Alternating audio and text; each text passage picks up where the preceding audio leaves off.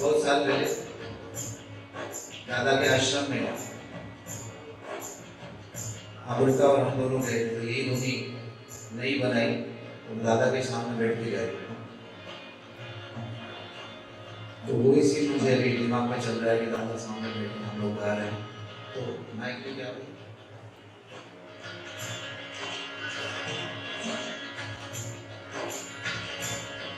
गोविंद हरे गोपाल हरे दादा श्याम हरे दादा श्याम हरे गोविंद हरे लगे गोपाल हरे दादा श्याम हरे दादा श्याम हरे गोविंद हरे गोपाल हरे दादा श्याम दादा श्याम हरे गोविंद गोपाल हरे दादा श्याम हरे दादा श्याम हरे गोविंद गोपाल हरे दादा श्याम हरे दादा श्याम हरे